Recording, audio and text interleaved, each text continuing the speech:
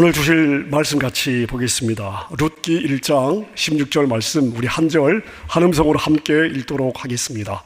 시작. 룻이 이르되 내게 어머니를 떠나며 어머니를 따르지 말고 돌아가라 강권하지 마옵소서. 어머니께서 가시는 곳에 나도 가고 어머니께서 머무시는 곳에서 나도 머물겠나이다.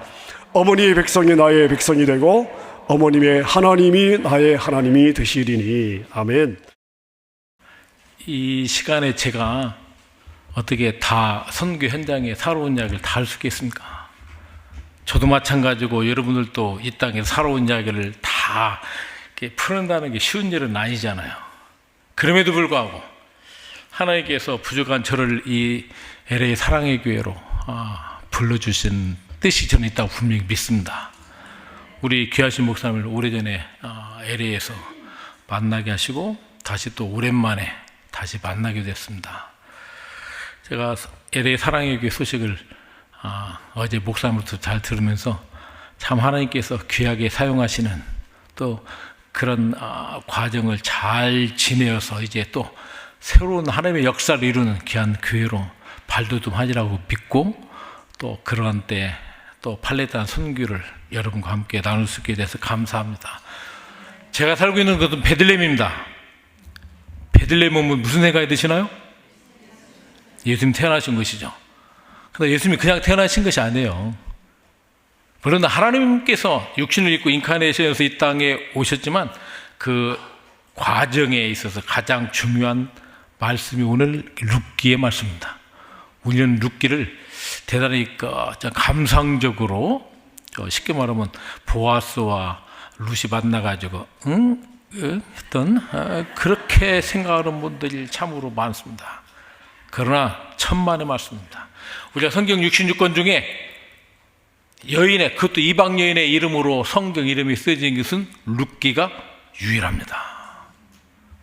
하나님의 구속의 역사에 이방 여인이 사용되어졌고 들어갔다는 놀라운 사실을 우리 한번 깨달아야 됩니다.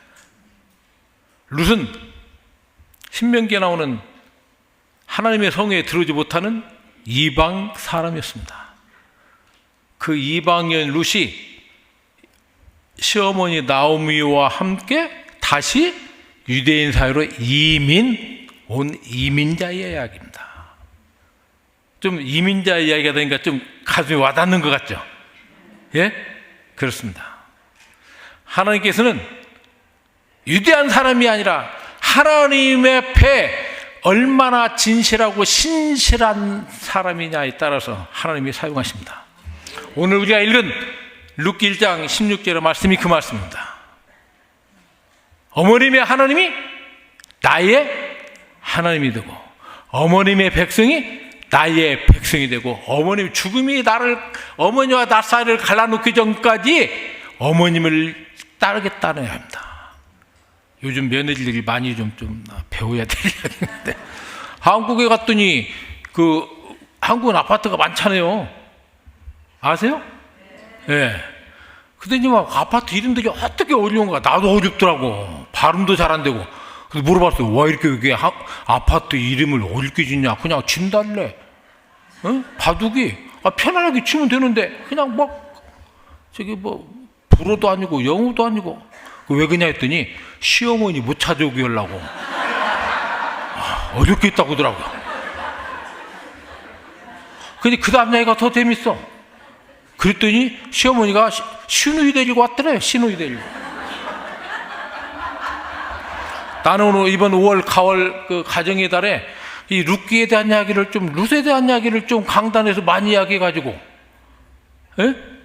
좀 그런 웃기는 10월드 이야기가 없이 정말 교회에서는 정말로 사랑으로 하나가 되는 오늘 본문의 이 제목이 한결같은 마음 아닙니까? 하나님께서 이 이민자였던 이방인이었던 이 룻을 사용하신 하나님의 뜻이에요. 한결같은 마음이에요. 자기가 하나님 앞과 어머님 앞에 한 약속을 지키기 위해서.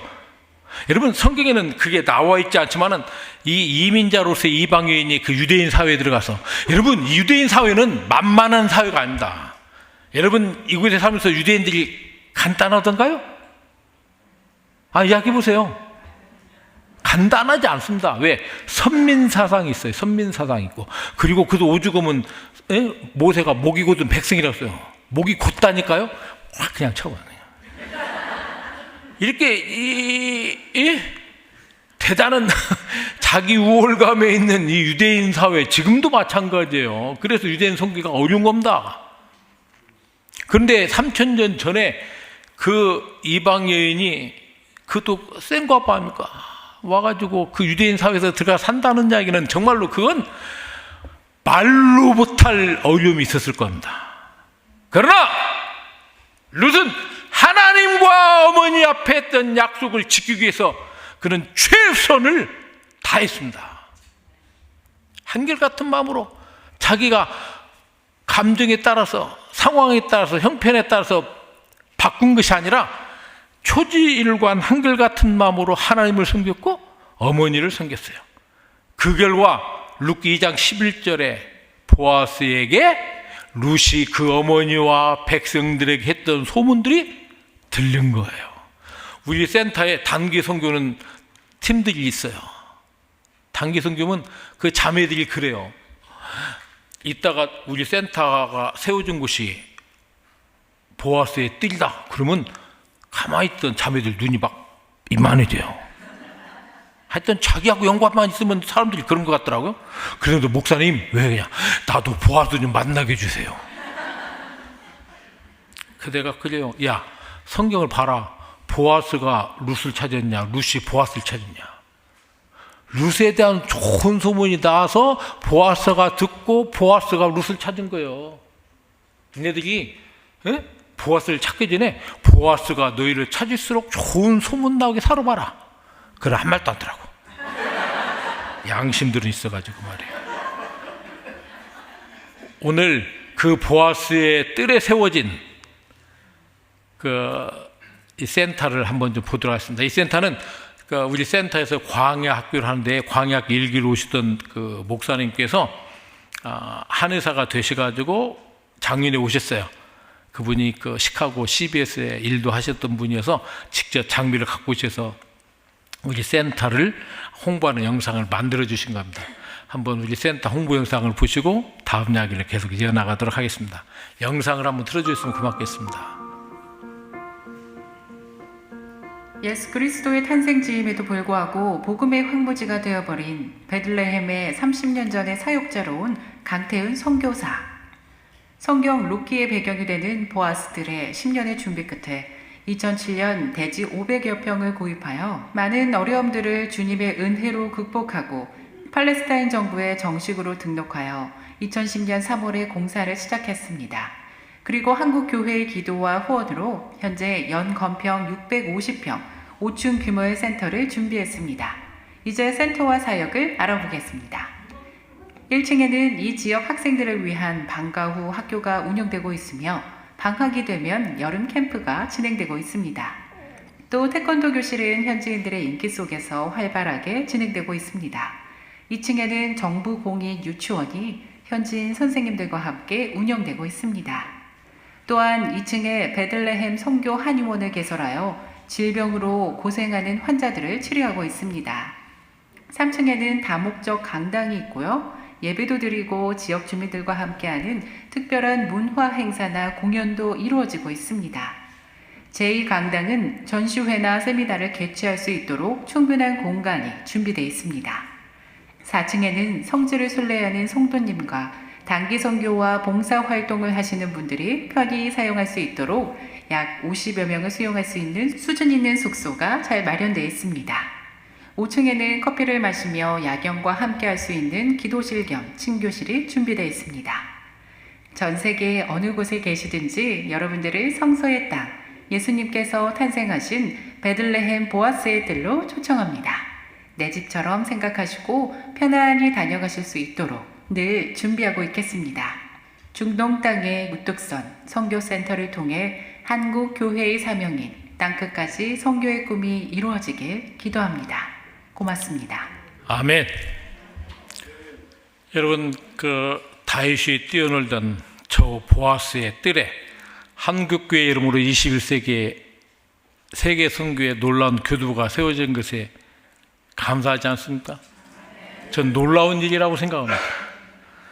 120년의 조선 땅에 정말 그 척박한 그 땅에 하나님께서 우리 미국의 선교사님들을 보내주셔서 복음의 씨앗을 심으셨고, 이제 우리 한국교회가 이 마지막 때 복음의 마지막 땅끝 선교를 이룰 수 있는 귀한 교회로 사용되어진다는 것이 얼마나 감사한지 이제 정말 감사해야 될 줄로 믿습니다.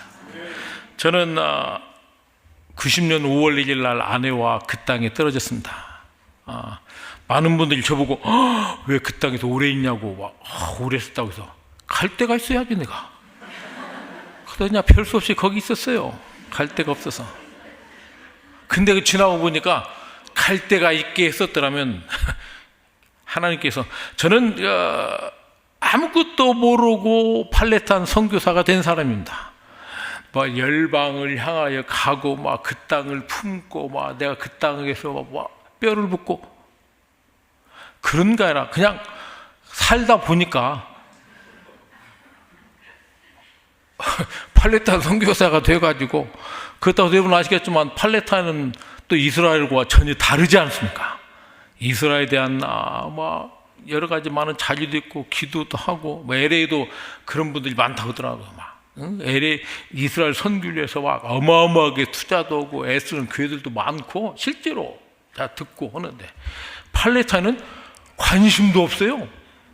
관심이 없는 정도가 아니라 팔레타인은 선교지라고 생각을 하지를 않습니다. 왜? 구약시대 때 블레셋의 후손이라 생각을 하기 때문에. 이게 잘못 아는 거예요. 지금의 팔레타인은 구약시대 블레셋하고 전혀 상관이 없습니다. 이름만 필리스틴을 사용할 뿐이죠. 그럼에도 불구하고 우리가 잘못된 오해 속에, 이해 속에 팔레타인은 선교지로 이해를 하지 않냐고 부정적인 인식으로 지금 가지고 있다는 겁니다. 그래서 내가 오죽하면은 팔레타인이 여러분들한테 잘못된 게 뭐가 있냐고. 잘못된 거 있어요? 그런데도 그냥 왜 팔레타인을 미워하느냐고. 예수님께서 이 땅에 오셔서 온 인류를 구원하시려고 오셨지 유대인만 구원을 온 것이 아니잖아요. 그러니까 팔레타인도 주님의 사랑으로, 우리도 사실은 뭐 이방인 아닙니까? 하나님의 은혜로 우리가 구원받아서 하나님의 사람이 됐고 영원한 생명을 얻은 존재가 되었는데 왜 팔레타인을 그렇게 미워하느냐고. 바뀌리라 믿습니다. 90년 5월 1일 날 제가 팔레타인에 떨어졌습니다. 지금이 이제 팔레타인 자치정부가 들어섰고 팔레타인 대통령 내각 정부를 가지고 있지만, 그때만 해도 팔레타인은 이스라엘 점령하에 있어서 참으로 어려웠던 시절이었습니다. 그러니까 제가 한국 사람으로서 제1호 팔레타인 선교사로서 팔레타인에 대해서 알 수 있는 길도 없었어요. 그러다 보니까 그냥 맨 땅에다 해등을 하고 어려운 시절들을 지낸 게 사실입니다.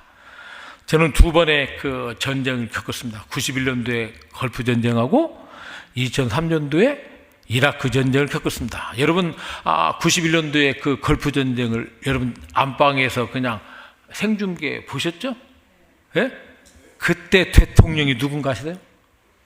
조지 부시예요. 사람은 이름이 중요합니다. 그냥 조지구 부신 게 걸프 전쟁 아닙니까? 예? 27발의 그 스카드 미사일이 이라크에서 이스라엘로 날라왔어요. 그때 많은 선교사님들, 외국인들이 다 철수했어요. 전쟁 때. 그리고 그 이라크에서 케미칼 쓴다고 이스라엘 정부가 방독면을 나눠주고 창문마다 다 테이프로 붙이고 화생방에 그러니까 그걸 준비하면서 막 두려운 거예요. 여러분 선교사는 뭐 대단한 사람이라고 생각하지 마세요. 나도 인간이에요. 그리고 선교사 천연병이에요. 그러니까 좀 파송원 교회에서 좀 오라고 하든가, 선교사로 갔으니까 선교에 가고 있으라고 하든가, 아무 말도 없으니까 누가 나보고 그 전쟁 끝나고 나서 선교사님은 막 순교의 각오로 거기에 막 이거 대단하다고. 내가 뭐가 대단해요? 비행기 싸기 없어도 못 나갔는데. 예? 하여튼 힘든 시간을 지냈습니다. 여러분 솔직히 한번 이야기해 볼까요? 여러분 힘들 때 기도가 잘 되던가요? 예? 힘들 때 기도 잘 되는 분은 엘리야 옆에 가야 돼요. 나는 안 되더라고요. 그래서 선교사니까 그 공수 사이렌 울리면 그 방등면 속 해제사 놓을 때까지 그 두려움과 공포는 저를 정말 힘들게 했습니다. 그래서 엎드려서 기도하려고 하면은 주여 하고 그 다음 기도가 뭐가 나오냐? 선교사가 지금 이 전쟁통에서 죽는지 사는지도 모르고 관심도 없는 파송하고 그 교회 늘어서 와 그러면 막 속에서 열불이 나더라고. 진짜예요. 그리고는 기도가 나오는 거 아니라 세상 방언이 나오더라고. 그러니까 내가 너무나 힘들어요.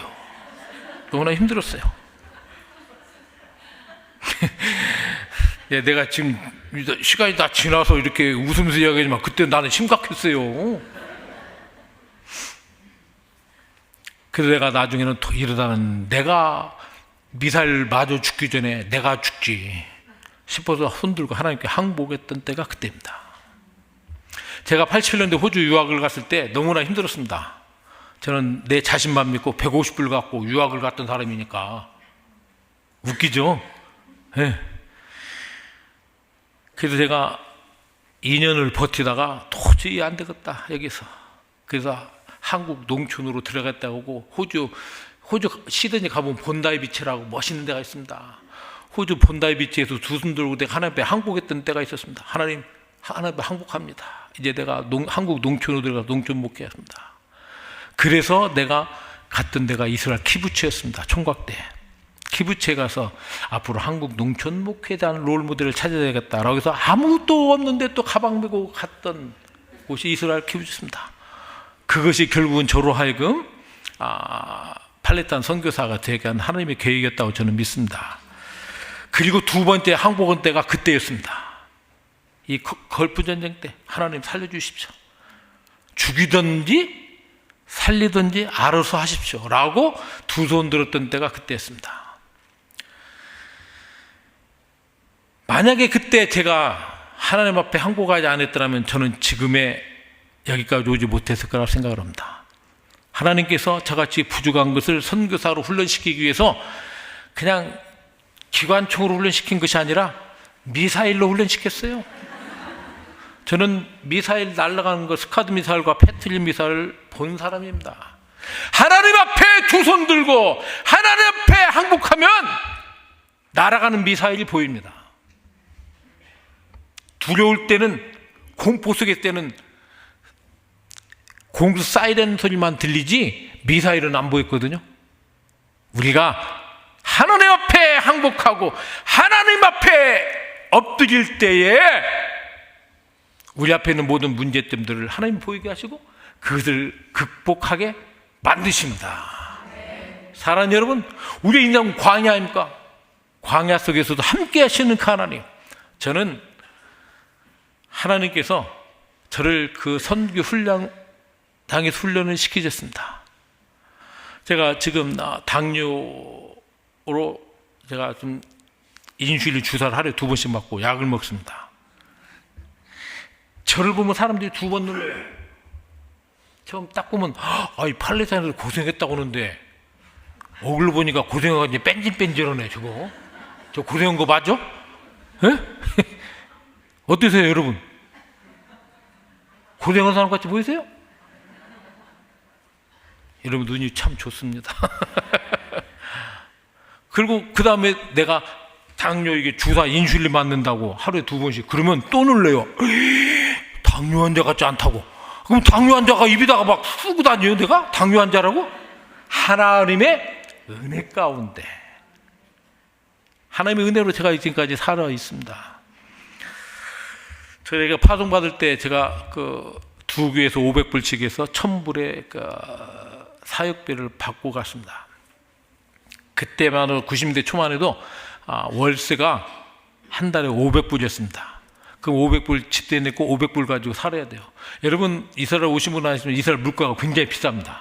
미국보다도 비싸요. 그래 500불 갖고 산다는 건 그건 불가능한 이야기예요. 그런데 한 교회가 좀 교회가 문제가 생겨가지고 파송을 중지시켰어요. 그럼 500불로잖아요. 500불 갖고 어떻게 살아요? 그런데도 그 500불마저 보내는 교회도 보내다 안 보내다 쉬다 그랬어요. 그러니 어떻게 살아요? 제 아내가 큰 아이를 가졌을 때 병원비가 없어가지고 병원을 못 갔었어요. 그럴 정도로 힘들었고, 그래서 빨래는 제가 주말마다 모아서 이렇게 했어요. 첫애가 한국 사람에서 유일하게 아랍 병원에서 애를 첫 번째로 낳은 사람이 저희입니다. 이스라엘에 있는 한인들은 예루살렘의 히브리 대학의 하다사 병원에서 1,500불이거든요. 자연분만이. 그런 데서 낳았다고요. 근데 우리는 그 돈이 어디에 있어요? 그래서 아랍 병원에서 낳고 그 과정 속에서도 하나님의 은혜가 있었지만, 이제 아이가 태어나기 전에는 빨래를 제가 손으로 이렇게 해도 됐는데, 아이가 태어나니까 웬 놈이 이렇게 빨래거리가 많아요. 이게 남자분들 아셔야 됩니다. 그래가지고 한 일주일 빨래를 하고 하려니까 내가 빨래해야지, 산모 이게 해줘야지, 이게 너무 힘들더라고요. 그래서 아랍 친구한테 가가지고 내가 이야기를 했어요. 야, 내가 여차저차해서 빨래를 했는데 너무 돈은 없으니까 중고 세탁기 하나 외상으로 하자고 해가지고 그 아랍 친구가 감사하게 중고 세탁기를 주었어요. 돈은 나중에 주기로고. 나는 지금도 천국 가면 세탁기가 있는 줄로 믿는 사람입니다. 중고 세탁기도 세탁기가 돌아서 빨래가 되니까 이렇게 좋은 줄 모르겠더라고요. 정말 나는 그때 그다음부터 그랬어요. 자녀 결혼시킬 부모님들한테 아이들 자녀들한테 이것저것 다 해주지 마셔. 하나씩 자기들 손으로 살림을 장만하는 그 기쁨도 즐거움이 크니까 다 이것저것 해놓으니까 그냥 시간 남으니까 어머니도 없고 다녀 그냥. 그러니까 다 해주지 말라고.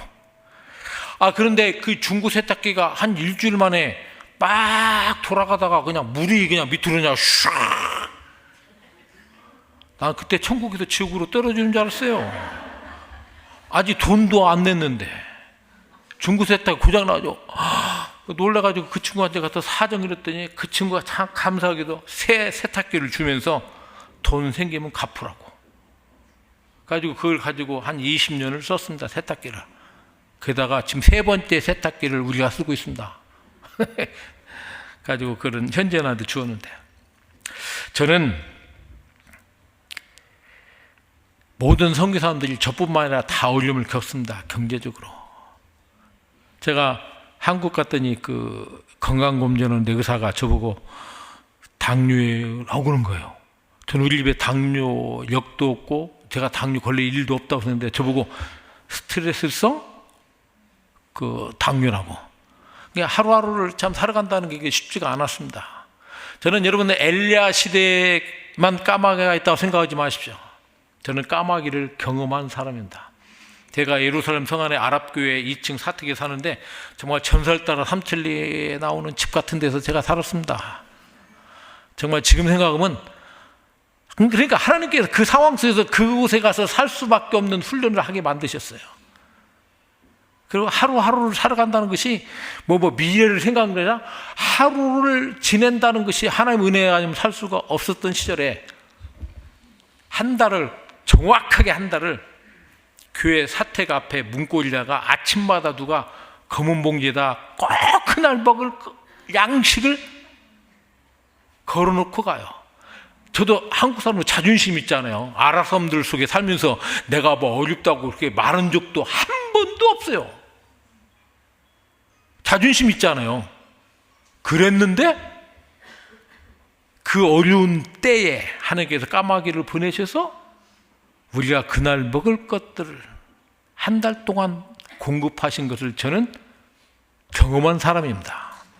사랑하는 여러분, 그 뒤로는 저와 아내가 어렵고 힘든 일이 생기면은 그 힘든 그 사실 자체가 아니라 그 사실을 넘어서 하나님께서 어떻게 우리에게 역사하실 것인가를 기대하게 만드셨습니다.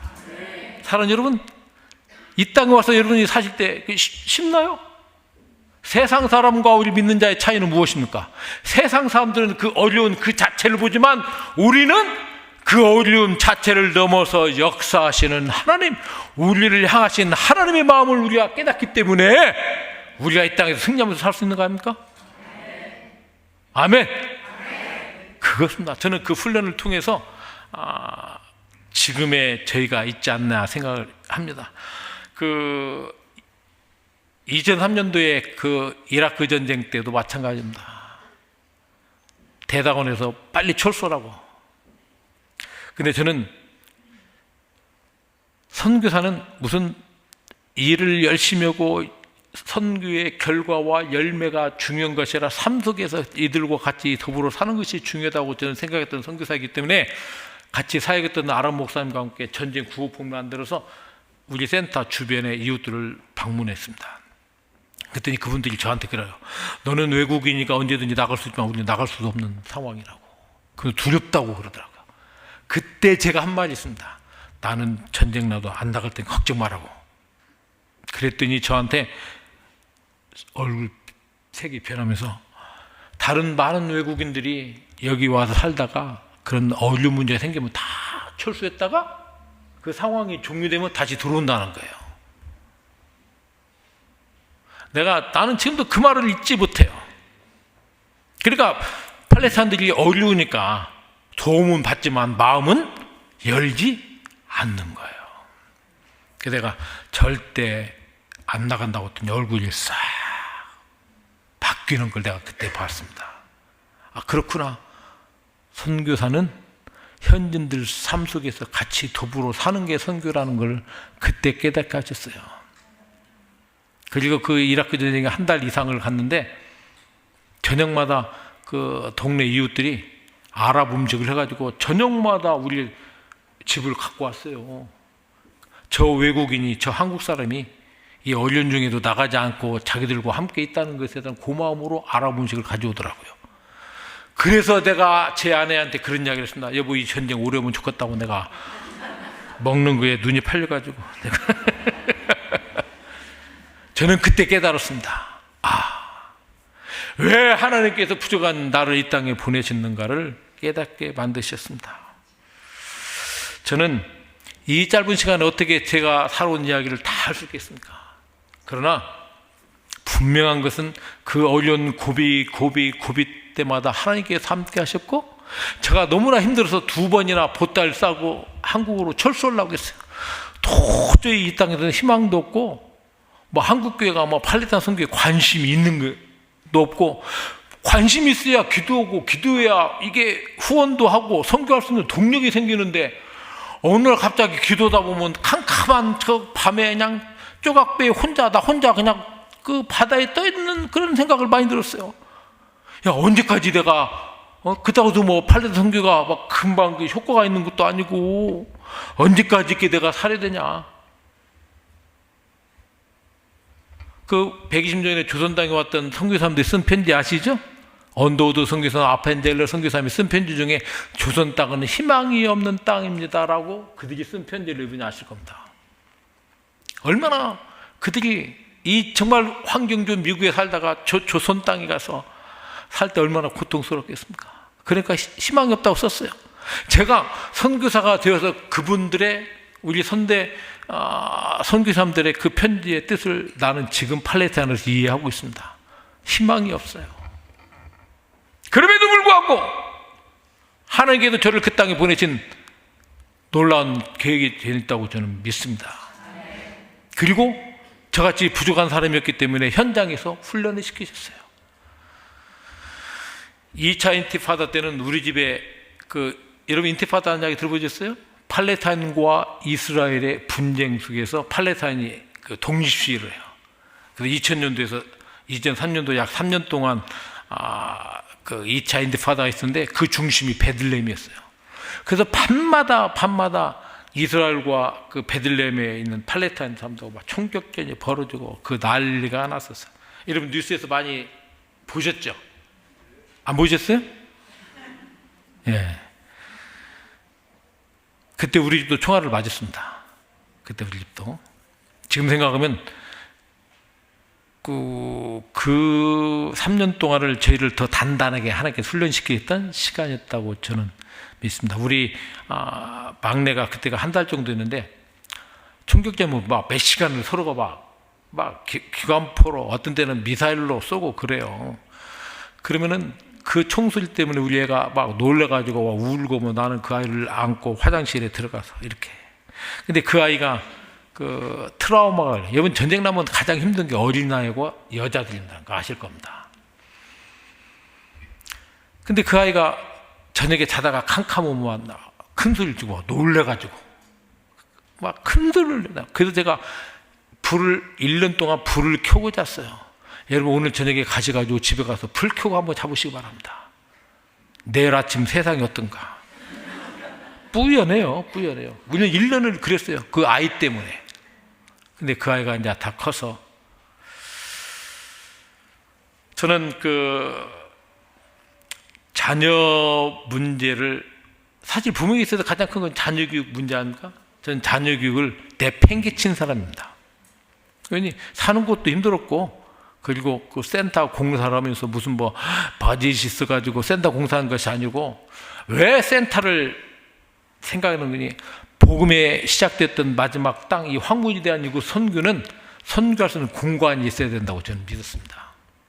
지금 한국교회가 이스라엘 선교를 열심히 하지만 공간이 없는 거예요. 서구교회는 이스라엘이 독립하기 전에 이미 교회라든지 학교라든지 병원이라든지 그런 시설들이 있기 때문에 그 시설을 바탕으로 계속 사역을 진행해 나가는데, 사역자가 바뀌어도 그 사역은 계속되어지는데, 한국교회는 선교사님이 철수에 오면 그 사역이 다 끝나버려요. 연결이 안 되는 거예요. 그게 선교 전략이 가질 수가 없어요. 많이 투자는 하는 것 같은데 선교의 결과물이 남질 않아요. 그래서 제가 예루살렘 스카틀랜드 교회에서 같이 협력을 했는데, 스카틀랜드 교회는 막 그렇게 진행이 되어 가는데, 그래서 제가 하나님께 기도하면서, 하나님, 한국교회가 이거 선교하려면 선교의 공간이 필요합니다라고 기도를 했고, 결정적인 것이 93년도 이스라엘과 팔레스타인 오슬로 협정했습니다. 평화협정 속에 그 약정 중에 가장 중요한 것 중 하나가 5년 후에 팔레스타인을 독립국가로 만들라는 거였습니다. 그래서 그때 번뜩 드는 생각이, 하나님, 제가 제2로 한국 사람 팔레스타인 선교사로서 저에게 사명이 팔레스타인 독립하기 전에 선교할 수 있는 기반을 닦고 놓아야 앞으로 한국교회가 이곳 선교를, 팔레스타인 선교를 이루고 팔레스타인 선교를 통하여 마지막 땅끝 선교 이스라엘을 할 수 있는 공간이 필요하다고 기도를 했습니다. 그래서 땅을 돌라고 기도한 겁니다. 저도 살기 힘들어 죽겠는데 땅 산다고 하면은 이게 좀 그렇죠?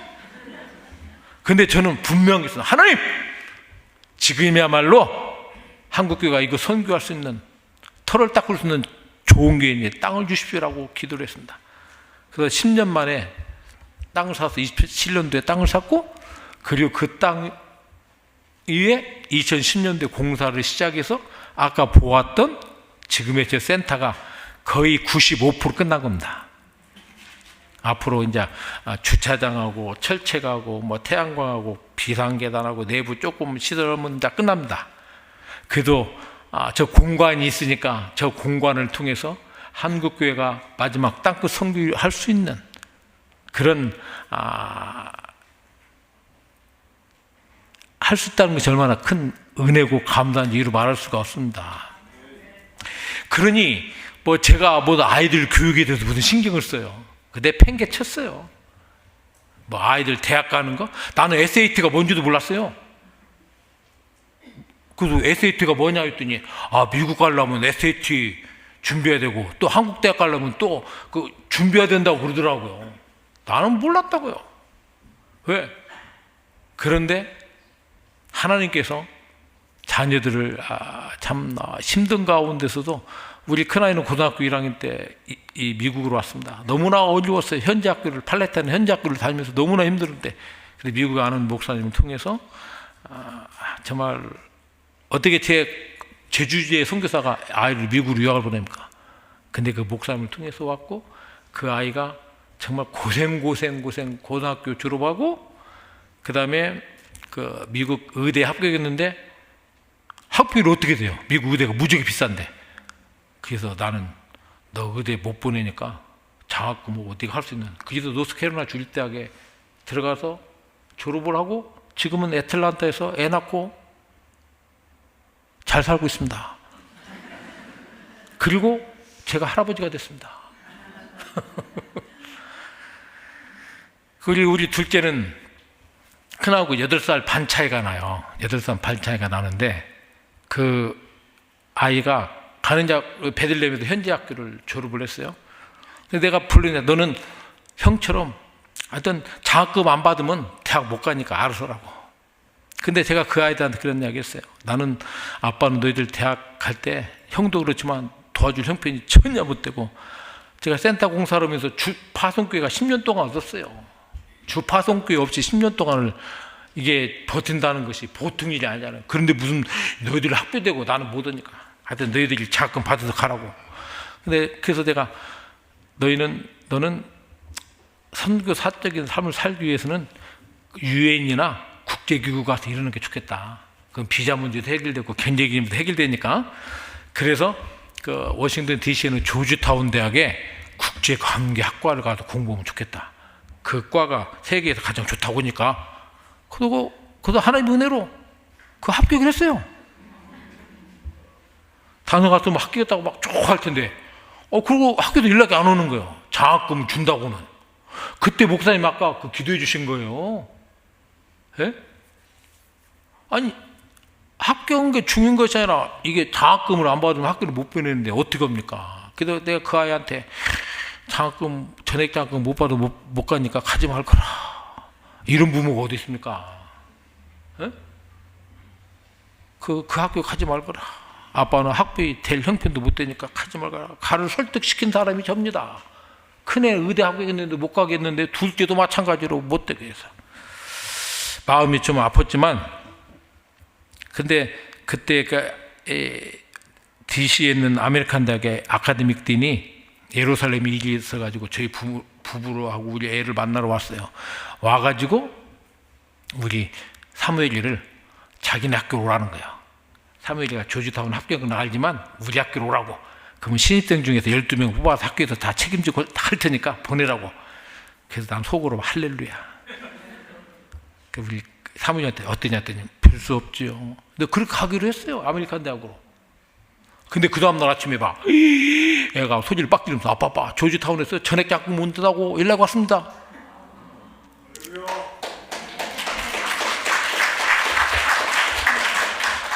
담임 목사님이 할렐루야 한 게 그때서 박수 쳐요? 즉각적으로 반응을 하셔야지 그냥. 하여튼 말이요. 너무 자기 일들 아니라고 말이요 그냥. 하나님께서 너무 정말 그래서 거기를 물론 그 과정 속에서 막 그 팔레타인의 현진 학교가 수준이 한참 낮잖아요. 그러니 그 공부 기라성같이 하는 애들이 오는 조지타운 가서 철학과 해야지. 막 아이고 그래도 하나님의 은혜로 학부를 3년 만에 조기 졸업하고 그 대학원 2년 그 5년에서 학부와 대학원을 졸업을 하고 지금은 워싱턴 DC 시장 특별보좌관으로 있습니다. 제가 그 자식 자랑이 아니라 저는 그야말로 저 혼자 살기도 힘들고 센터 공사하는 것도 뭐 돈 있나요? 주시면 하고 그래도 10년 걸린 거 아닙니까? 공사하는데. 그러니까 하나님께서 불쌍히 여기셔서 저는 위로해 주시다고 저는 믿습니다. 사랑하는 여러분, 오늘 이 루시 하나님의 역사를 위해서 귀하게 쓰임받을 수 있었던 것은 루시 하나님 앞에 했던 약속이에요. 시부모와 시어머니한테 했던 약속이에요. 그 약속을 지키기 위해서 그 폐쇄적이고 배타적인 유대인 사회에 들어가서 그 얼마나 고통스럽습니까? 이민자로 산다는 게 얼마나 고통스럽습니까? 그럼에도 그런 이야기를 하지 않고 묵묵히 자기가 한 말에 책임을 지고 최선을 다해서 살았을 때에 하나님께서 룻을 축복하셔서, 당신은 고통스럽고 힘들었을지 모르지만 그 룻이라는 그 이민자 여인을 통해서 다윗을 가문을 이루게 하셨고, 그 다윗의 가문에서 예수 그리스도를 태어나게 하셨습니다. 사랑하는 여러분, 여러분이 태평양을 건너서 이곳 미국으로 오셨을 때는 여러분 나름대로 많은 꿈을 꾸고 오셨을 것입니다. 그리고 그 꿈을 이루셨습니다. 정말 여러분들이 얼마나 수고하셨는지 하나님께서 아시리라 믿습니다. 저는 며칠 전에 아는 목사, 그 두 목사님하고 이야기를 했어요. 이제 우리가 이곳에 와서 아메리칸 드림을 이룬 걸로 만족하지 말고 미국 사회를 변화시키는 일에 우리 한인들이 나서야 된다고 저는 믿습니다. 그 우리 한인 중에서 미국을 변화시킬 수 있는 주류 정치인도 나와야 되고 경제인도 나와야 되고 대통령도 나와야 되지 않겠습니까? 아멘요. 크게 해보세요. 믿는 대로 돼야 하지 않겠습니까? 그래서 LA 사랑의 교회에서 이 LA를 갖다가 막 그 미국을 이렇게 움직일 수 있는 귀한 인물들이 나오게 되지 않겠습니까? 아멘. 룻이 그걸 뭐 하지 않았어요. 하나님 앞에서 한결같은 마음으로 최선을 다하여 자기가 한 말에 해서, 우리가 하나님을 섬긴다고 우리가 말씀하지 않습니까? 하나님, 그럴 때 하나님께서 여러분을 통해서 이 미국 사회를 변화시킬 것이고, 이제는 다시 대서양을 건너서 하나님의 꿈을 이루는 데 여러분을 사용하시리라고 저는 믿습니다. 미국 아메리칸 드림이 여러분의 목표가 아니라 대서양을 건너서 다시 하나님의 사도행전 1장 8절 땅 끝까지 이르러 내 증인의 사명을 감당하는 그런 하나님의 꿈을 꾸고 하나님의 마음을 이루어질 수 있는 귀한 이 시대에 룻과 같은 우리들이 되어야 되지 않겠습니까? 여러분의 자녀들 속에서 다윗과 같은 위대한 왕이 나올 줄로 믿습니다. 저는 하나님께서 저를 그 땅에 보내줘서 선교에, 마지막 땅끝 선교에 작은 점 하나를 찍게 하셨습니다.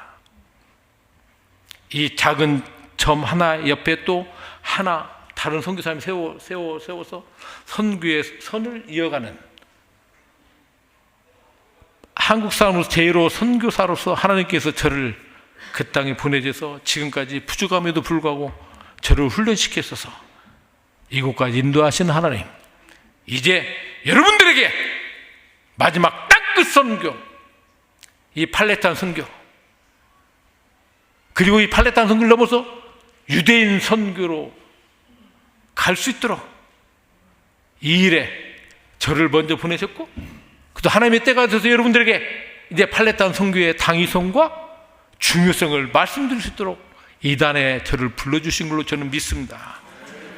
목사님 말씀했지만 제가 비자 문제로 굉장히 어려운 가운데 있습니다.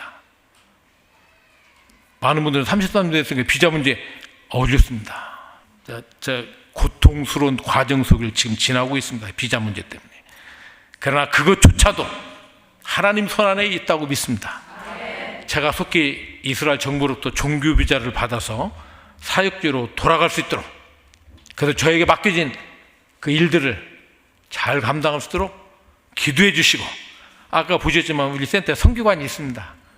다음에 여러분들 LA 사랑의 교회 성도들 오시면 선교관에서 같이 우리가 하나님의 이름을 찬송하면서 같이 하나님께 이 시대에 맡겨진 일들을 감당할 수 있기를 바라면서 여러분들 베들레헴으로 초대합니다. 다시 한번 이민자였던 룻을 통해서 하나님께서 큰 역사를 이루셨던 것처럼 이민자인 우리들을 통해서 이 미국을 변화시키는 그 하나님이 원하는 일들을 감당하는 우리 될 수 있도록, 하나님 앞에 나는 부족하고 나는 연약하지만 하나님 저를 도구로 사용하여 주셔서 한결같은 마음으로 주님 앞에 가는 그날까지 하나님을 위로 섬기고 교회를 섬기고 이 LA 사랑의 교회를 통해서 이 지역을 변화시키는 놀라운 일꾼들이 되기를 주님의 이름으로 축원합니다.